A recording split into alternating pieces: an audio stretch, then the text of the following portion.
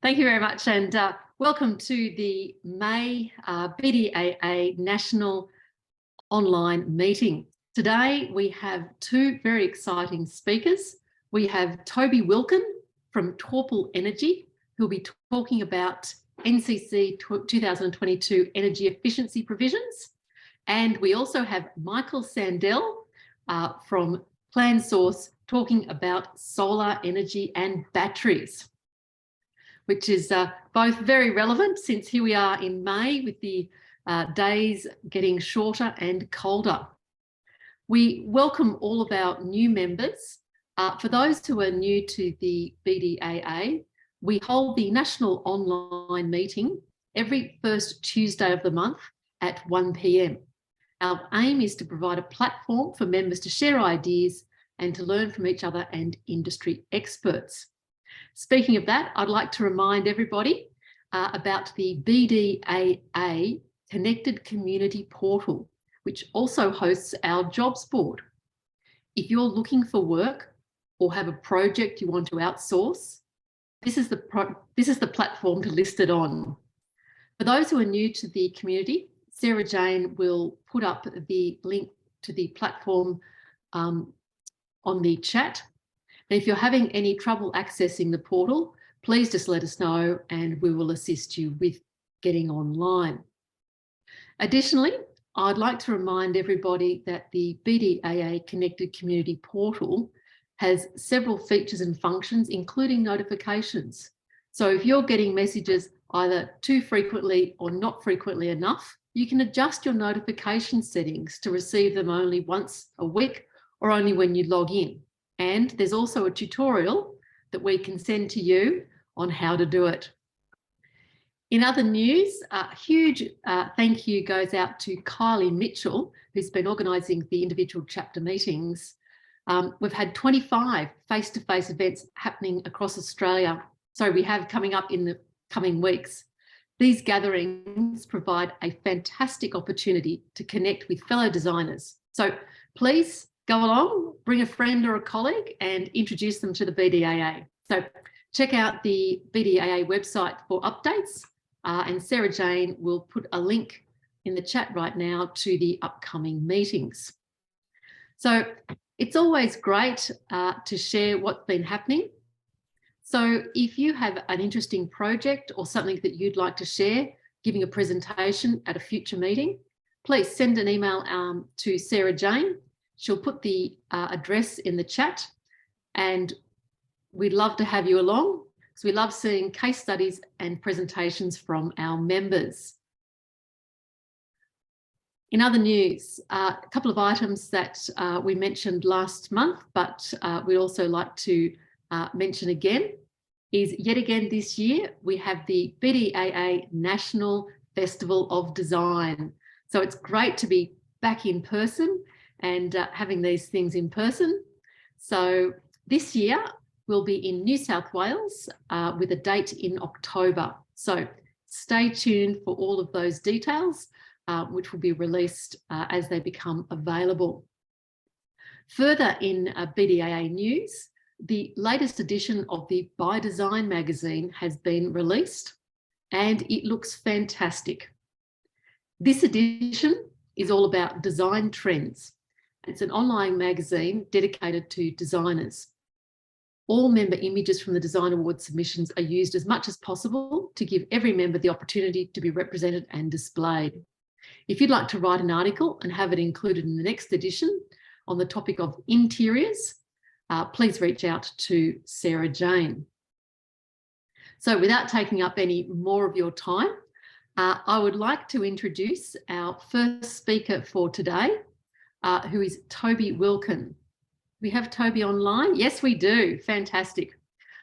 Toby is an ABSA member and he has been working in the building industry for over 20 years and has been specialising in energy efficiency for the past 14 years. He's got a wide range of experience, including a number of entrepreneurial ventures, including construction, retail and business. He is currently the owner and operator of Torpal Energy Ratings, who based in cooler climates. He's born and works in Tasmania. And today he'll be talking to us about the NCC energy efficiency provisions.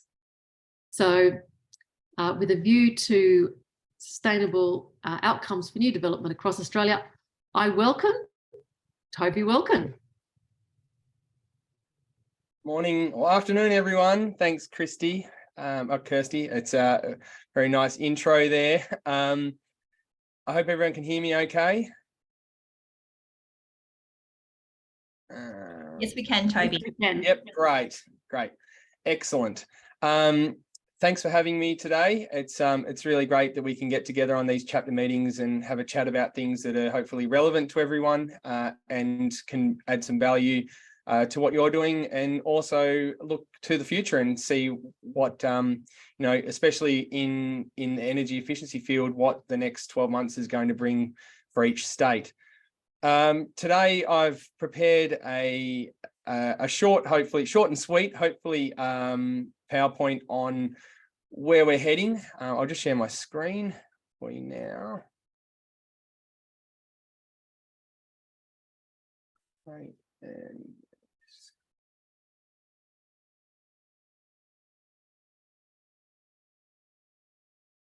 everyone should be able to see that okay now. So today we're going to talk about a bit of a brief overview of Volume 1 and Volume 2 and the changes that we're seeing in energy efficiency and what they kind of mean in reality and what we need to do to start preparing for them.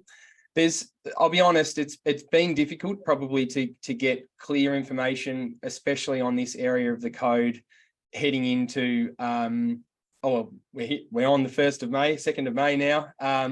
We're meant to be really into it by this stage, and things have changed and moved around quite a bit. Different states are picking up different areas, so it can be quite confusing on what we need to do as assessors, building designers, and what that process is going to look like and how it's going to change in the future. So I'll start off with residential. Residential, generally, we're seeing an increase from 6 to 7 star, which is nothing new. We've seen that coming for a while, and now we're just locking that in, really. That's for climate zones 3 to 8. And we've got a minimum 6 or 6.5 star in climate zones 1 and 2 if conditions are met, which is not a lot different to what we've got now. With zones 1 and 2, we do have half a star dispensation or a star dispensation, depending on other initiatives that we're doing. And if you're working in those areas, you're pretty familiar with those. So the same thing's happening, but we're just moving the goalposts a little bit. We've got new climate files. That's probably one of the more exciting parts, where we're updating the climate files of what the underpinning of the software and what we use is getting a revamp, so it's more relevant to today's climate. We've been doing some testing on the beta software for First Rate 5 at least, and what we're seeing is that on most projects we're seeing a small benefit in 0.1, 0.2 of a star with those new climate files being used and the new program being used.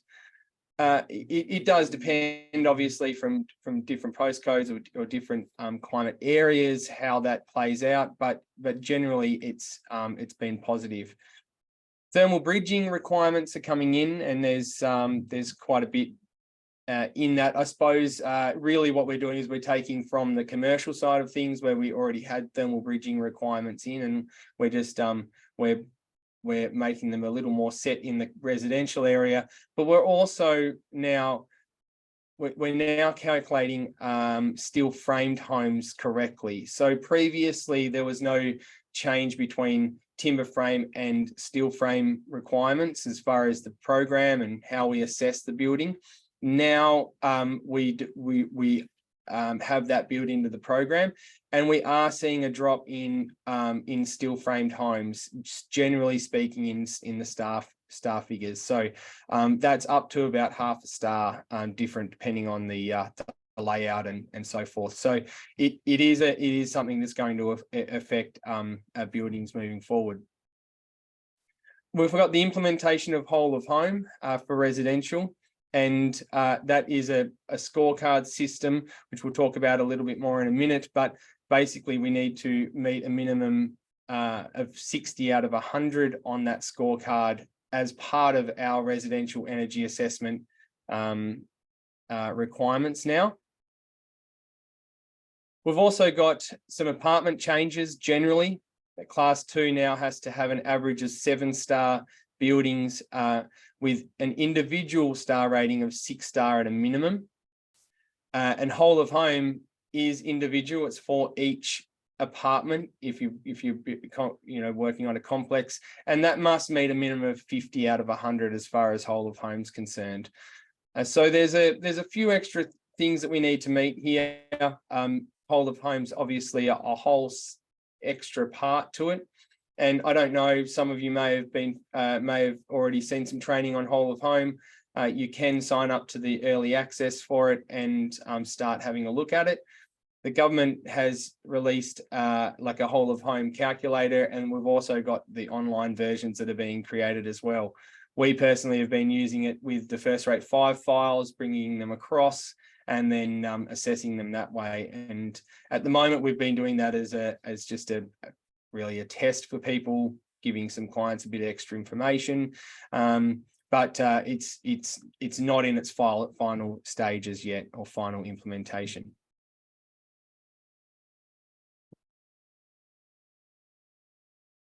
So with residential, the jump to 6 to 7-star can be quite considerable. We probably see around 5% of our homes at the moment in the past few years comply with 7 stars as opposed to 6. And we do a very large range of buildings, from small outhouses to multi-story apartment buildings and so forth. And we don't see a lot of 7-star, generally speaking, unless we're looking at small high-end specs. And there's always going to be questions about how we're going to achieve this. And I think if we wanted to try and break that list down, we'd be looking at orientation of the building, climate, shading, zoning. And when I mean zoning, I'm talking about the internal layout of the building, insulation, obviously, and windows. The size of the building is going to be something to consider. Location, because we're talking about climate zones, colours, and then optimization. So I'll talk a little bit about optimization at the end. And obviously, this list is not a total list, and it can also be a little overwhelming. But the idea is that there will be some more planning involved in residential projects to get them to 7 stars, and some blocks will just not be able to meet those minimums with particular buildings being proposed on them. So we need to be mindful that if we've got a very, I suppose, poor outlook block, it could be in the southern states, it could be south facing, and there may be a view out to that side. It may be very difficult to meet the new stringency in 7-star with those. It's also worth noting that there are new heating and cooling load limits that are being applied to the 7-star as well. So if you're not familiar with those, basically they're a set of guidelines that we have to meet: maximum heating demand and maximum cooling demand.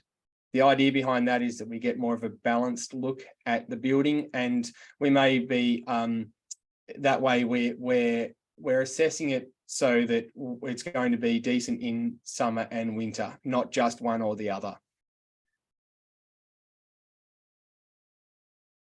So whole of home, when we're talking about whole of home, we're talking about incorporating some more of the fixed appliances that go into the home, and then assessing the efficiency of those appliances. And it also uses that underpinning of the star rating as well to better understand how the building is going to perform overall, and then also give us a bit of an idea of what it will cost.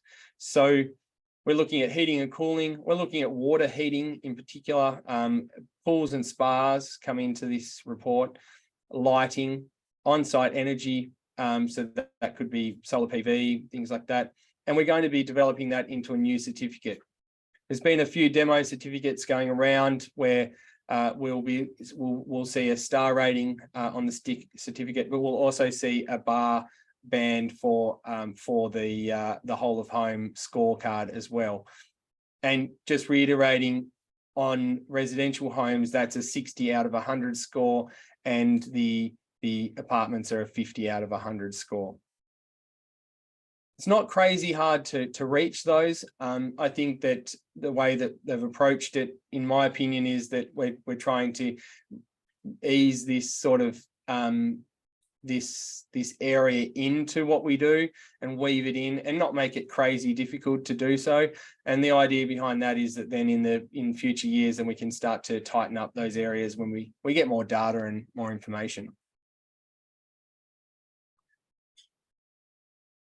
So commercial's had a few changes, and it's a funny one because it hasn't had a lot of there hasn't been a lot of talk about it yet in in the lead up to the NCC 22. Commercial has had a few changes, and there are a couple of interesting ones in there. So the first one is not rocket science, but there are a lot of section updates. So, for example, we used to have the section called JP1, and now it's J1P1, and that thread goes out throughout the whole of the commercial NCC now with the changes in that area. They now specifically exclude Class 2 and Class 4 part of buildings within that new area, and the idea of that is that we're separating it out. And it's not just going to fall under it, it's actually going to have its own section. We've got a new clause, and that's probably one of the most interesting ones, which is the J1P4. Now, the J1P4 is about future on-site regeneration, storage and electric vehicle provisions. We'll go through that in a little bit in a tick. Got the Class 2 apartments have had the stringency increase, which we talked about in the previous slide with the residential. It's always a little difficult because we have the Class 2 apartments residential within the commercial, but that's just something we deal with. Neighbours has been expanded to Class 2 common areas, Class 3 and Class 6 buildings. So we can now perform neighbours ratings on an expanded area. And Green Star, which is an interesting one, has been simplified. Previously, we would have to model with Green Star in the Green Star modelling, and then also as part of the NCC modelling. Now we can just use the Green Star modelling, which is nice, and should save a bit of time and maybe some clients some money on reports as well. Floors have changed, and the most notable change really there is that we can now get away with, I suppose, or use concrete slab on grounds and have no insulation in most climate zones apart from 7 and 8. So now the concrete slab on ground is being classed as R2 in the NCC, and therefore we don't need to have extra insulation, which I know has been a bit of a difficult one in some areas.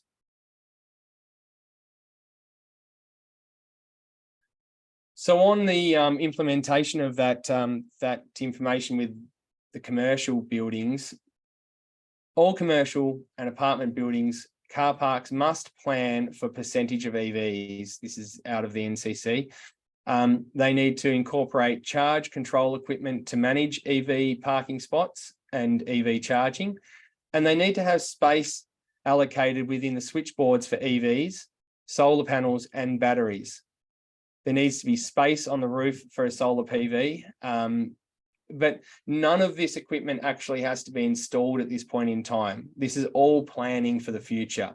So when we're performing a commercial energy assessment now, we need to comply with that clause, and we're going to need to show where these EV parking spots are going to be, the provision for that control equipment and making sure that the switchboards are adequate for the PV input and the EV charging and some batteries. So that's a space consideration, but it also could be a mains consideration and switchboard itself consideration. We also need to have that space on the roof for solar PV. There's a couple of conditions with that. If it's a highly shaded building, then we can have a dispensation on it. But generally speaking, we'll need to allocate some space for future solar PV. And that may be also discussing with the developer or whoever is planning the building to potentially have cables installed if they're not going to do the PV system straight away, have some cables installed or provisions for ducts and things like that. So it's a bit of a funny one. It's sort of snuck in there, and we now need to plan for it for the future.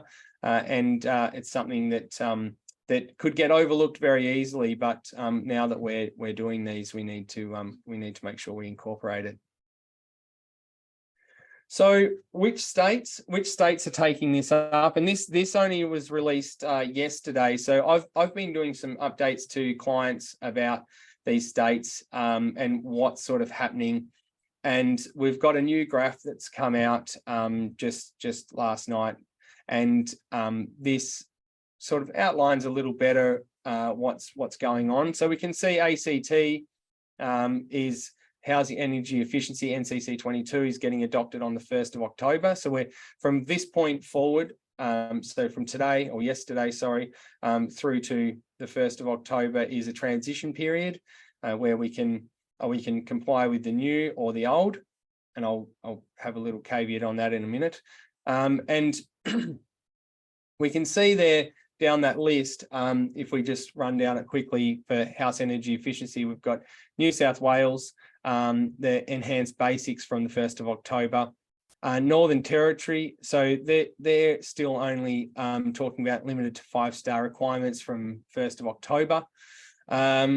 Queensland is moving to 7-star. That link there is actually just there is a release that Queensland's talked about taking on 7-star. South Australia, we're not looking at doing it until the 1st of October 24. Tasmania is not taking it up at all at the moment. And for anyone that's working in Tasmania is interested or just interested generally, the University of Tasmania has been engaged by the state government to do another condensation report. They're citing that they're concerned about condensation issues, and they're concerned about moving to 7-star and what effect that may have on condensation in buildings in general. So they've opted to go for another report, and they're looking at taking up NCC on the 22 on the next release at this stage. Victoria is moving to 7-star. That link to the VBA website is just a link there, but they have confirmed that they are going forward. Western Australia have taken a different approach again, and they're doing transitional period between the 1st of October this year and until the 1st of May 2025. Probably a little, I suppose, more simple as similar to Tasmania, but Tassie's not saying that they're going to actually take it up in 2025 as yet. Going down through the other sections, they're fairly clear with the commercial and the residential that they're fairly similar between the two. Although I would point out that Tasmania has opted to go for the commercial side of energy efficiency on the 1st of October 23, which is pretty interesting too. Livable housing, that's fairly different across the board. So New South Wales are not adopting it at all. ACT 23, Northern Territory 23, Western Australia are not adopting it. And we've got South Australia and Tassie 24. So it's a bit of a spread across the board, and I'd encourage people, if they have questions about their particular state, that they by all means they can shoot questions into Sarah Jane or BDAA or myself. It's because of the way that this one's fallen, it's just been a bit different, and everyone's got a little slightly different view on it. So we need to be familiar with what the current rules are going to be, especially moving into October 1st, because that's really where that transition is going to happen. Now, just before I leave there, I think I'd like to just skip back to when we're talking about this residential, and this is probably where the biggest questions are coming through for states that are taking up the new provisions. If we're just meeting compliance now, how are we going to look at meeting that in the future? And that's going to be through early planning, making sure that we're getting our thermal performance assessor engaged early in the design process, and making sure that we can work together to get these outcomes that we need. It's not going to be straightforward in a lot of cases, and working on it at a planning stage is going to be much better than trying to make buildings comply at a building application stage. Fantastic. So what's next? Oh, sorry. Continue. Kirsty, I'm just about finished. So what's next? New software packages, we're waiting for them to be released at the moment. So even if we wanted to assess under 7-star as of the 1st of May, we can't at the moment under NCC 22. We're just waiting on whole of home to be finalised as well, and also see what those regulations look like for each state as far as renovations and extensions go, because that varies greatly between state to state, and it would be nice to to see what they come out with those. Thank you, Toby. We'll throw open with some questions now. A simple one to start with.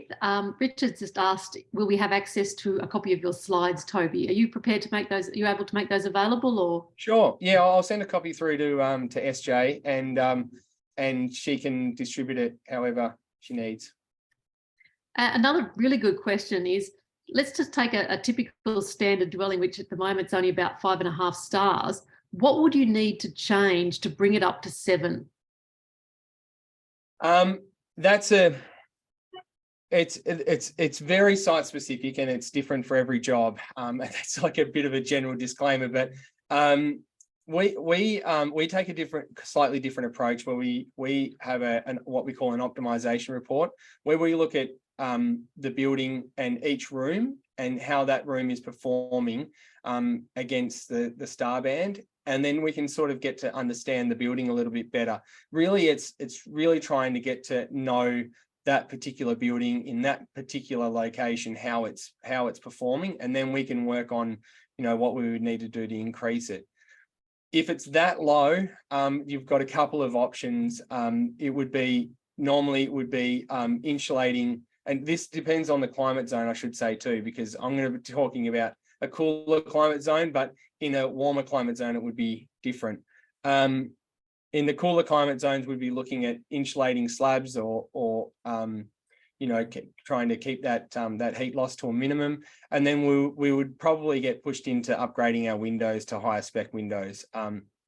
Failing that, we can do performance solutions, and performance solutions do create great results for people, as far as if we have a cost overrun on glazing, a performance solution can really help fix that. That's really interesting. And perhaps that's another talk in there in terms of glazing and performance solutions. Yes, definitely. I did try when we got 20 minutes. It's hard to cram this information in sometimes, but I'll be more than happy if people are interested in looking at performance solutions and how they work and how they can benefit. I'd be happy to do something with SJ and BDAA. So just coming back, so when you were talking earlier about commercial buildings required to provide infrastructure for EVs, is that just do they need to actually put the conduits, or just a space to actually have that available? It doesn't talk about it specifically, and that's, you know, when we get these new regulations, sometimes it takes a little bit to sort of get the understanding right. It's all about provisions for the future. So what that looks like is that if the building owner or someone in the future would like to be able, maybe it changes hands and they say, oh, well, you know, PV is a real viable option and we need some EV in because they're taking over. We can do that quite easily because the building's ready for it to happen. Now, that could mean conduits in some building construction types. It probably most certainly means that in the basement or in an area where car parking is, because you know, we're going to need to get conduits at least in for power to, you know, power these EV charging systems in the future as well. So yes, it probably is more than just saying I've left enough space for it. Great. We've had just a comment that's come in from Richard, who says that according to the NCC 2022, you'll have to insulate a raft slab regardless of whether you do NatHERS or DTS in climate zones 6 to 8. So it looks like we'll still be in cold climates needing to insulate slab edges. Is that yeah, so I'll just double check that and maybe send that through. The latest information that the ABCB put out was talking about not needing it in class 6 and only needing the requirement in class 7 and 8. So I will seek some clarification for that because we were interested in that point as well. But they certainly in their latest information that they sent out, it was excluding class 6. So, all right. I understand that slab edge insulation will help you get your stars anyway. Correct. Like, you know, it's not a bad thing to be doing these things either. I think that when we get pushed into some of them though, unexpectedly, sometimes it can cause problems with, you know, build costs and things like that. So it is nice having the options. Obviously, we always push for as much insulation as possible, but you know, budgets can be budgets sometimes. A couple more. At the beginning of your talk, you spoke about a calculator. Can you just clarify what you're referring to? Whole of home. Yes. I think it was the whole of home calculator. Yeah, so there is a whole of home calculator as well. We've been playing around with it in the office here, and we're trying to understand the differences between the online version and the calculator version. I'll probably need to give an update on that separately as well because there's still a developing area. So where can people find that calculator? I'll send a link to SJ if you like, and she can send that with the slides. A couple of interesting questions. We have a question in relation to whether green walls, green roofs or green facades can be taken into account in terms of the energy rating. So there, I haven't specifically looked at that in the new software, but I know in the old software we developed in-house calculations for those items so that we could accurately model them. It's something that you can work on calculating. Our experience is that they do add some insulative qualities, but there is a need for insulation normally still. Now in the new software, that's something that we would need to explore because we haven't been looking at it in that light. A couple of other questions just in relation to solar PV. About there being too much in the middle of the day because of all the northern orientation, and therefore whether it's sensible to go for an east or west orientation. Do you have any sort of comment on that? Yeah, I would tend to agree. Most houses are vacant during the day, and our feed-in tariffs aren't great. I know, look, in Tasmania especially, the PV's always been a bit of a contentious point because it has limited performance, I suppose you could say, down here, and even to the point where I was speaking with a solar installer only a couple of weeks ago, and we're talking about batteries and, you know, the uptake on batteries, and he said, well, in Tassie, we're struggling a bit with the batteries at the moment because we don't get enough sunlight hours in the winter to charge the battery, and then they slowly go flat over a period of days, and that's not good for the batteries. So they haven't been pushing batteries too hard yet, but what they are also saying is the technology is changing so fast that no doubt it won't be long, and you know, they'll make a lot more sense. As far as the solar calculations for whether you're going northerly or easterly or westerly facing, there are some calculators that are quite good for that, and you can input the solar panels, and then it will tell you what's going to work best. I'd certainly encourage you to have a look at those things and see, have a look at them and see how they might work for you. Just one last question. Do you know where you can find the allowable heating and cooling loads for the, so you can do the new calculations? Yes, I do. I do. And I'll send a link for those as well. Heating and cooling loads. They are, well, they were last time I saw, they were still in draft form. They may be a little less in draft form now that the NCC's fully launched. But I'll send a link through for those. And I can see someone, Damon's put a link for the whole of home calculator in the chat as well, which is, thanks, Damon. Excellent. We've still got a few more questions, but I think we're going to have to move on. So thank you very much, Toby. It's been really informative, and I think we've probably sparked a few more discussions there. Yes, no worries. It is a big area, and it's becoming bigger. So by all means, shoot any questions across that you might have through the BDAA, and I'll get to those as well if you'd like. Fantastic. Look, thank you very much. No worries. Thank you. I'd now like to introduce Michael Sandell. Michael is well known to many in the BDAA. He's a BDAA Life member and has long been involved with the BDAA Awards. So make sure you get your entry in this year. Michael has been a building designer for over 20 years, running Plan Source. He's extraordinarily experienced and has a particular passion for design and innovation and design excellence. He's an inspiration to us all, Michael, and a fantastic presentation awaits everybody in relation to solar PV and batteries. So without further ado, I'll throw over to you, Michael. Thanks, Kirsty. Thanks for having me today. I'll just get this slideshow going. Now, I know we haven't got a lot of time, so Kirsty, if I'm going over time, please feel free to step in and I'll wrap this up. Thanks, Mike. I assume everyone can hear me. And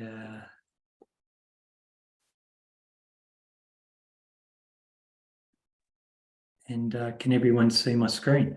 Yeah, Michael, you might want to just put it on presentation view. That's it. Is that good now? That's perfect. All right, thanks, Kirsty. All right, let's get going. Look, today I want to talk briefly about residential solar and batteries. I know lots of people have got solar, so, lots of people have got a lot of knowledge already. Look, there's a common link between solar and batteries, and that's the electric part. And look, why do we need to go electric? Well, we know the answer. We can't burn fossil fuels anymore. And we can't burn fossil fuels because they're producing greenhouse gases. So why do we need to act? Well, that graph is pretty sobering. The black line on the graph is the greenhouse gases we're producing, right? So you'd think, you hear a lot of good news in the media about renewable energies on the rise and this sort of thing, but we're actually still producing more and more and more every year. It's not even plateauing yet. So look, the statistic is that 2019 emissions were 12% higher than 2010. So, it's 17 years since the Inconvenient Truth movie came out. It's 18 years since Tim Flannery wrote The Weather Makers. And yet here we are in 2023 and we're still going backwards. So we need to do something pretty quick smart. But you guys, we all know that. Some people sort of say, well, won't the electricity grid be supplied by 100% renewable energy pretty soon? Well, look, we're certainly moving in that direction, but in truth, it's not going to happen anytime soon. And even when the electricity grid is powered by 100% renewable energy, it's still going to be up to us to stop using the fossil fuels. Here's two statistics, some good news and some bad news. So the good news is that 29% of the electricity grid is now provided by renewables or thereabouts, and that's heading up. But the bad news is that the electricity grid is not the full story, is it? We're still using fossil fuels for all our transportation. We're using gas to heat our dwellings, and et cetera, et cetera. So, some good news and some bad news. But the short answer is that we need to get to electrification as soon as we can, right? So look, we've gone down the road of solar and battery, and I'm sort of advocating for electrification, but I can't preach to anybody. Look, I'm still consuming fossil fuel. So I've got a gas hot water unit. That's our kitchen stove, gas cooktop. I fire up the Barbie, a couple of times a year, and we've got an electric vehicle, but we've got two cars between us, and the other vehicle we've got, all right, it's a hybrid, but it still needs petrol, so it's still running on fossil fuels. I just want to sort of go back, because we're all talking about electrification, and just go back to basics about the units of power. What's a watt? So scientifically, power in general is defined as energy over time. 1 watt equals 1 joule per second. Now, you don't have to worry, you don't have to know that at all, and you can forget what I just said, because the key point there is that watts are a rate and not an amount of power, right? So to know the amount of power being generated or consumed, we need to multiply the rate by the time, right? So the unit for the amount of power is the watt hour, and when you have 1,000 watt hours, you have 1 kilowatt hour, right? So to explain this principle, it's a pretty simple principle, but the principle of a rate times a time to get an amount. If we think of a motor vehicle, the rate is the speed that it travels, the time is how long you're traveling, you multiply one by the other and you get a distance traveled, right? In terms of electrical appliances, it might be something more like this. Your laptop might consume 100 watts of power, and if you're running it for 8 hours a day, multiply one by the other and you get 800 watt hours or 0.8 kilowatt hours, right? Another electrical appliance, it's sort of same but different, isn't it? If you're boiling a kettle to make yourself a cup of tea, a kettle might consume 2,000 watts, but it'll only do it for 3 minutes. So that adds up to being 100 watt hours or 0.1 kilowatt hours whenever you want to make a coffee for yourself. So some appliances have low demand and they're used for a long time. Other appliances have higher demand. There's always an exception to the rule. So I just, many of you guys would know this. Watts can also be used to quantify heating and cooling capacity. So an example of where this might come into play is typically an 8 kilowatt air conditioning unit. When they say it's 8 kilowatts, they're not meaning it'll draw 8 kilowatts of electricity from the grid. They're saying its heating and cooling capacity is 8 kilowatts. So look, typically an 8 kilowatt air conditioner, it might consume 2 kilowatts of electricity from the grid, and that's related to what they call the coefficient of performance. So just this slide, I just wanted to look at how much power we use in different applications. So, okay, the average electricity use for an Australian household is 18 kilowatt hours, and that was the stat from back in 2018. Look, many people who put solar on their roofs in the last 3 to 4 years might be doing a 6 kilowatt system on their roof. And if they're in most parts of Australia and have got good solar access, they might generate 24 kilowatt hours of electricity every day. And the last example there is how much electricity an electric vehicle might consume. So you need to do some more complicated calculations there, but typically a mid-size EV, if you were to travel 100 kilometres, you'd consume 16 kilowatt hours of electricity. So just looking at those numbers, they're not quite adding up the way most of us would like. If the house is using 18 and the EV is using 16, what's that? That's 34. And the solar system will generate 24. That doesn't sort of balance out, does it? But the interesting factor there is with vehicle usage in Australia, the average mileage for any vehicle is only 30 kilometres a day. So really that statistic down the bottom, instead of 16 kilowatt hours of consumption, it's probably closer to 5 or 6. So there's just some basic numbers to see that we can get some parity there to power our houses with solar, but also to look after our transport needs. This is my wife and I's house. We live in a duplex, so we've had 2 goes at the solar. We did solar back in 2009, and then we did solar in 2021. The 2009 system, you know, a lot of people that know the story, they were a lot smaller because they were relatively expensive, and they really didn't do too much to meet all your needs. One of those panels was generating 165 watts back in the day. And then to move forward to a few years ago, this is our second system. So it's about 4 times larger. And each panel sort of generating 370 watts. So there's big improvement there. All right, the panels have become a little bit bigger than what they used to be, but they're also about 50% more efficient. And that number, that 50% efficiency will sort of creep up. I think anyone who's got solar might be familiar with inverters. So most commonly, solar panels generate DC electricity or direct current. And the inverter converts it to AC electricity or alternating current, because that's what we need. That's what comes out of our PowerPoints, doesn't it?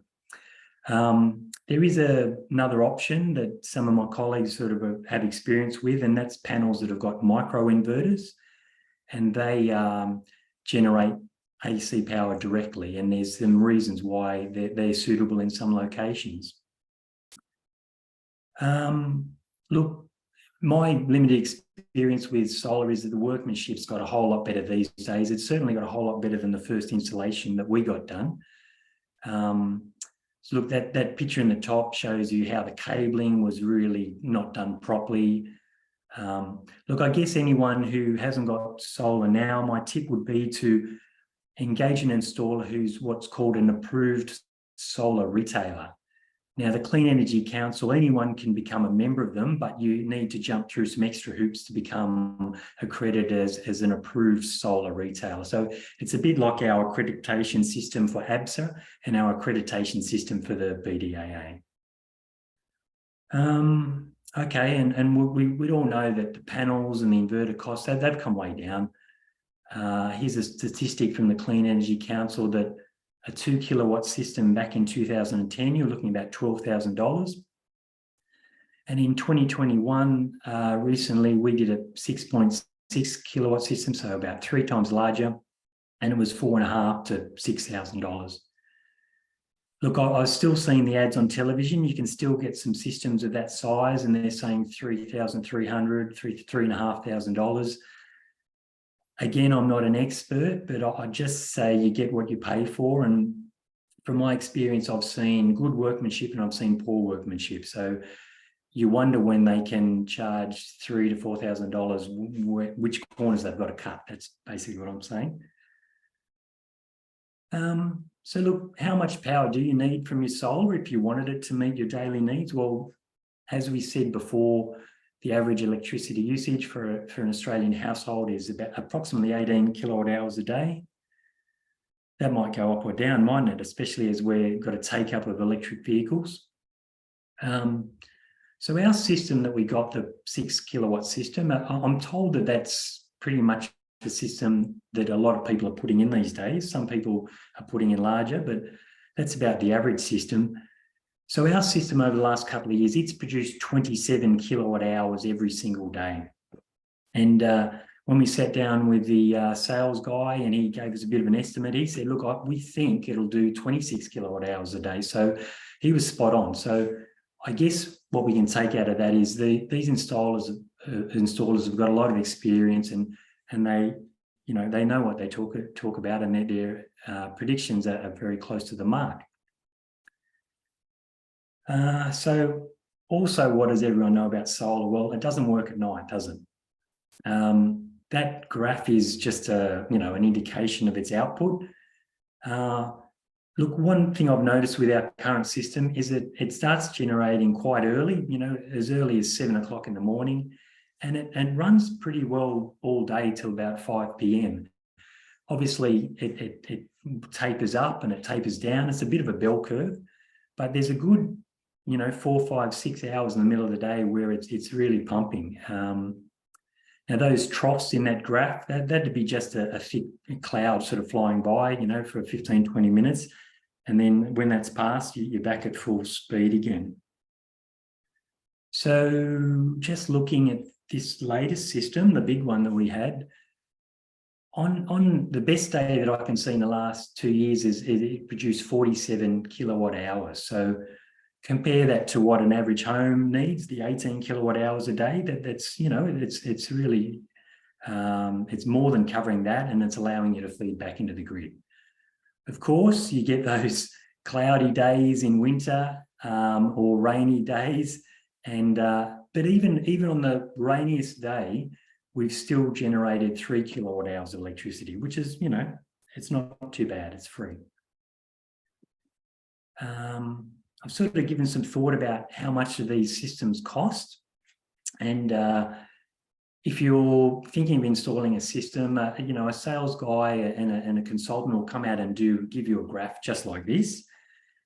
So look, there's a column in the middle that if you're installing solar, and the column on the right is no solar. I think the one figure that I've put in there is that second row, i.e. the cost of money. So, I mean, people will quite rightly say that when you install a solar system, you've got relatively cost-free electricity for the life of the system, which is correct. However, you've still got to fork out the initial purchase cost, don't you? So I just looked at if you were spending $5,000 on solar, and maybe if you didn't spend the $5,000 on solar, you might be able to put that into, a term deposit. And I looked at a compound interest calculator, and after 20 years, $5,000 ends up being $13,000, right? So it's really, if you're spending that $5,000 up front, you're missing out on that $8,000 difference, blah, blah, blah. The key point about this, though, is even when you do the maths over 20 years, it's more expensive not to have it than it is to have it. And there'll be some variations on this. If you did it over a shorter time period, that'll change. And the numbers will be different for different parts of Australia, feed-in tariffs, etc. But I think generally we can see there's a significant difference saving in doing it than not doing it. So my takeoff in our experience with solar is, look, it's quick to install. You could be up and running in a few months' time once you sign a contract. It can generate more than you need if you've got reasonable solar access, and I understand not everyone does. The systems, they'll last for 20 odd years, and we've had a couple of hailstorms over the years, and we've sustained no damage. I think from that previous slide, it's cheaper to do it than not do it. And the benefit is that it's boosting the renewable energy quota, and individuals like you and I can actually make our contribution. Look, on the limitations with solar is that, yes, it only generates when the sun's up. You're going to get lower output on cloudy days. You might have to get up on the roof and clean off any dust and mold or lichen every few years, perhaps. And also, if you're feeding into the grid at times of low demand during the day, all these systems that we're putting on, they do have the potential to overload the grid. Okay, I'm mindful that we've got 5 minutes to go, so I'll push on. Look, so why do we need storage in the grid? Well, renewables alone, they're intermittent, as we know. and they can't guarantee 24/7 supply. And the fossil fuel plants that we've got, they do guarantee 24/7 supply, except they're being phased out and decommissioned, as we know, because they're not cost effective to run anymore. Now, the other reason why we might consider storage in the grid is that, as I said before, that too much electricity being fed into the grid at the wrong time is not good, and storage can fix that. I won't spend too much time on this, but here's an extract from a customer fact sheet from Essential Energy, and they're a provider who do most of the New South Wales. And they're sort of saying right now stuff like, as the amount of embedded generation increases, the potential for the network to experience reverse power flows, voltage fluctuations, and power quality issues increases. These can damage assets and can cause blackouts for customers. So we're going to have to build some storage in to avoid those issues, and and there's a cost attached to that. I'm aware that some of the providers are being proactive about this. Ausgrid did a community battery trial. I think this is announced 2 or 3 years ago. Look, I think it's a great idea, but in a sort of suburban level, I'm not sure who's prepared to have a unit like that in their front yard. That'll be maybe one of the challenges for that particular scenario. So why should you consider investing in a battery? Well, as we know, governments and private enterprise, they're making slow progress in building storage into the grid. Look, you can maximise your return from on-site solar because as you would have heard, you used to get very healthy feed-in tariffs and now they're relatively low. So it costs you a whole lot more to buy back your power at night than if you were to store it during the day and use your own power. And look, I'm not sure of any other way that we make renewable energy reliable in the short term. Hopefully, I've got a quick video. Hopefully this will work. Sing out if it doesn't. In a country with so much sunshine, solar power systems are more popular than ever. More than 2 million homes now have them. But a new scheme aims to take it a step further, turning individual systems into energy generators and earning households extra cash. Tim Stubbs and his family saw the light on solar power a couple of years ago. The panels cut their electricity bill in half, adding battery storage slashed it again to zero. In fact, they produce more power than they can use. We've actually found over the time we've had the solar and the battery that we've been able to make some money. So we're getting credit on our power bill because we still export quite a bit of power to the grid. And while that's not uncommon for those with solar power and battery storage, the next part is enter Shine Hub, working with Ausgrid to harness the excess power from homes such as Tim's to create a virtual power plant. At times of higher demand, Shine Hub accesses the excess power being stored in individual batteries and feeds that energy back into the grid. It effectively means all the single batteries in an area act like one large storage system. And for handing back that unused energy, each household can earn up to $200 a year initially. That's on top of what they already earn from their electricity retailer. An Ausgrid trial of the program last year was so successful that it's now expanding it from a couple of hundred homes to potentially thousands. Virtual power plants allow the community to benefit from lower cost, locally made power. They allow the grids to benefit, electricity companies to benefit from the same lower cost renewable energy. It's thought that eventually 30% of all energy in Australia could come from home batteries. It's also reliable enough that that homegrown power could actually help to avoid blackouts. There is one hurdle. While setting up solar panels and battery storage has become more affordable, it still costs around $11,000, an investment the Stubbs family was happy it could make. We don't rely on the power companies and the politicians to set the prices anymore. We just get the power from the roof, and I guess you feel like you're making a contribution. Eddie Meyer, 9 News. All right, I'm mindful we're just about done for time. I've got a few slides left, so I'll push on if that's okay. Well, we've got 1 minute left, Michael, so What I do you don't think think? we can go over Yeah. time a little bit. Okay. Look, we did sign up to a virtual power plant. I can tell you it's worked pretty well. It's been pretty harmless. We didn't earn $200 a year. We've earned $94 in the last 2 years. Every time they take a bit of power off you, they pay you 45 cents a kilowatt for the privilege. Look, that's just a quick picture of our battery setup. We've got two 10 kilowatt batteries. We really didn't need two 10 kilowatt batteries to power our house. But when we got the electric vehicle, we realised we needed the second battery to cover that, because my wife drives the vehicle to work and she can't charge it during the day. So we've only got the option to charge it at night. That's just a picture of how the battery generates. Battery costs, it's hard to say. They appear to have risen in the last couple of years, but they might go down as well. And look, this is just another potential avenue in future, which makes a lot of sense. There's some vehicles, a limited range of electric vehicles, are capable of vehicle to load or vehicle to grid. And what that is you can use your car battery to power your house. Now, I don't think it's legislated to be done just yet, but hopefully, fingers crossed, it won't be too far away.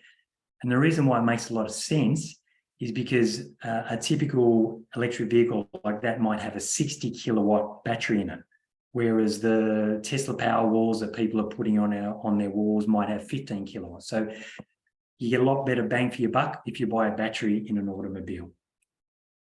Just about done. Will the production or disposal of lithium batteries damage the environment? Well, I'm sure it will if we just, at the end of life, we just bury them in landfill. But the issue is being discussed, and I'm sure and I'm confident we'll come up with ways to recycle the lithium.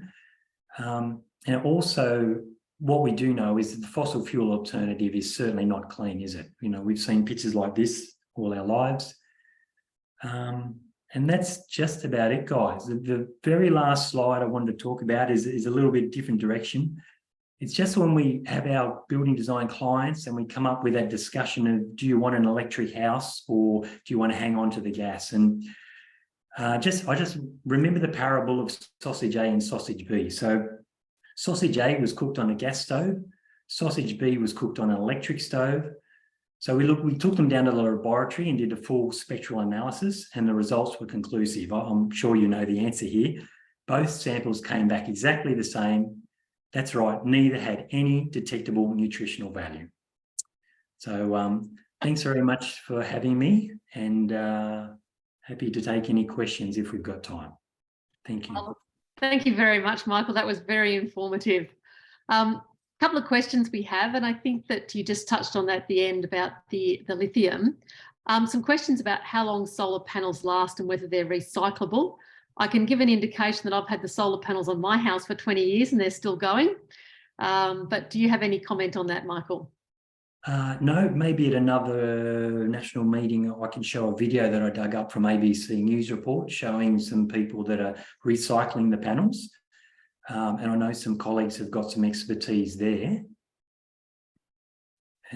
Yes, was that the question? I think it was. Question also about sort of, and I think some of the figures that you actually presented earlier were indicating that if you reinvest the energy cost savings, could you sort of more than offset the initial cost of the money? I think that some of the slides you were showing earlier were trying to demonstrate that. Yeah, it definitely did. Yes, the answer is yes. So look, so these numbers down the bottom, if you go and buy a solar system, it might cost you 40K, and that might be the what's that? I think that's the cost of it.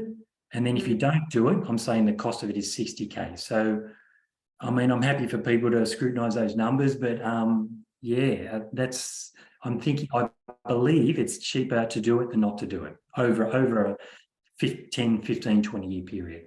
Because I understand you've even factored in the cost of the money there. So like, you know, what you could do otherwise with the money. So I think there's some great facts and figures there that you've presented. Same question to, I think, what we had to the previous presenter about north-facing solar or east or west? Yes. We've got a beautiful north-facing roof, and I used to get very sort of uppity about, making sure I provide a north-facing roof in my building designs. But I do understand now that if you've got an east and a west, it can be just as good, and it can potentially extend the period of your generation, so that it's never going to be better than a pure north-facing roof, but it's maybe 5 or 10% worse, is my understanding. What about shade? How much does that affect them? Yeah, look, our original system that we had 3 big eucalyptus trees on our back fence. So our original system wasn't getting any sun till 10 o'clock in the morning, but, it still generated, 3 or 4 hours of its capacity for the rest of the day. So, as long as it's not 8-hour a day shade, you're right. And one of my colleagues, Chris from Western Sydney, he's got a shaded area at his property. So he's got the PV panels with the micro inverters. And the advantage of that is that 1 or 2 panels can be shaded, but the rest of the system works at 100%.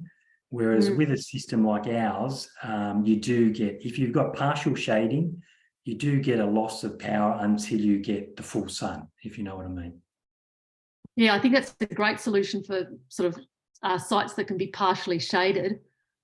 Just another question, just quickly in relation to the property investment market, about putting panels on investment properties. Do you think that anything could be done there, or I suppose it's a future-looking question? Yeah, good question. I'm not qualified to say, but I just think everyone needs to do their bit. Some of us will never be able to do our bit because of, intensive shading, or we live in an apartment and we're on the ground and first floors.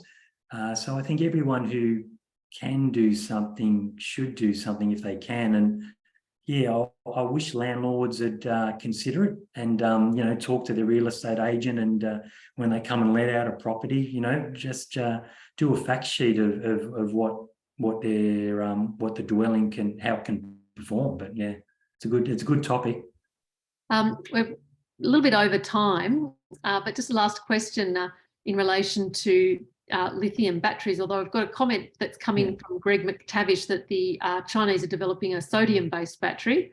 I understand that there are a number of battery technologies available, although the lithium are the smallest and most popular.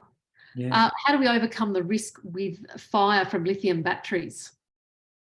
Good question. I don't know the answer to that. We put our batteries in the garage, and I put them against a masonry wall because I felt the masonry wall might be a bit of a heat sink when we've got a stinking hot Western Sydney day. And I just felt like I wanted to keep that expensive equipment out of the weather and out of the sun. I don't know. I do remember reading the Elon Musk book, and they touched on fires in electric vehicles. And, say 10 years ago when the Teslas were just coming out, they were saying, oh, there's issues with Teslas catching on fire.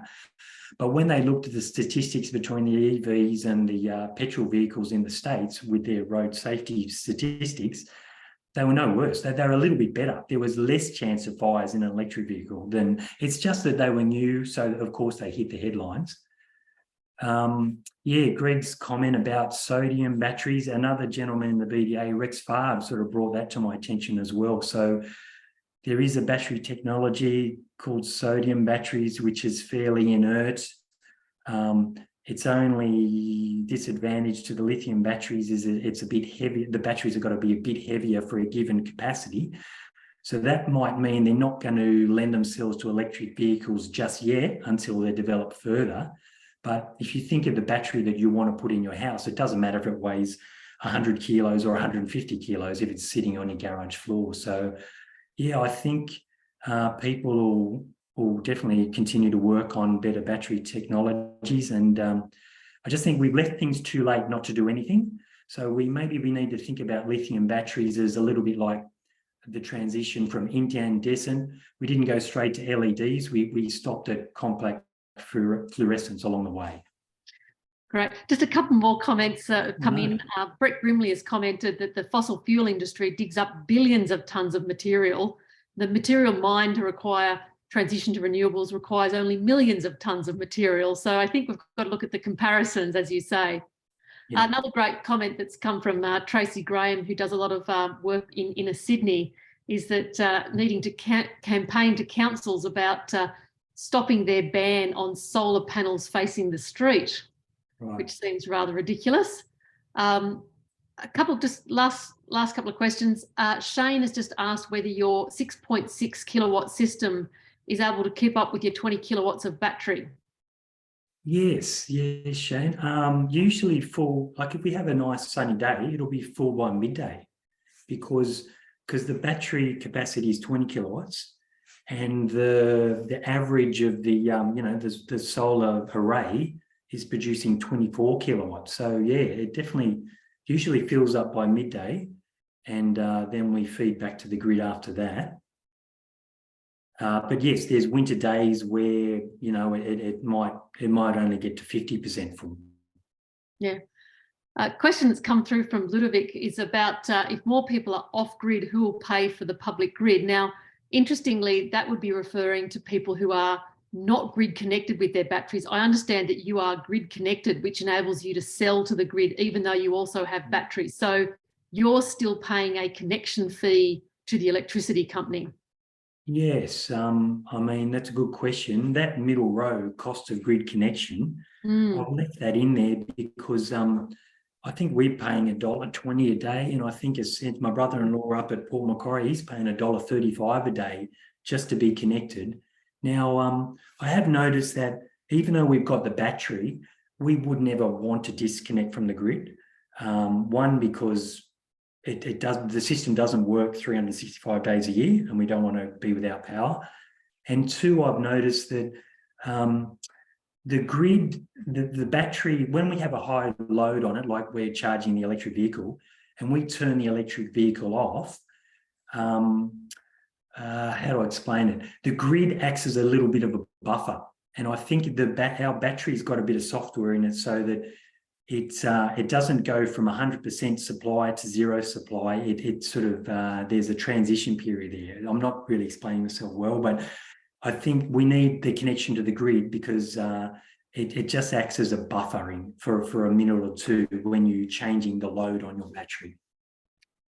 Oh, look, Michael, that's been an absolutely fantastic and fascinating topic. We've had lots of great comments, and I apologise and thank you to everyone for staying over time. Some really important stuff.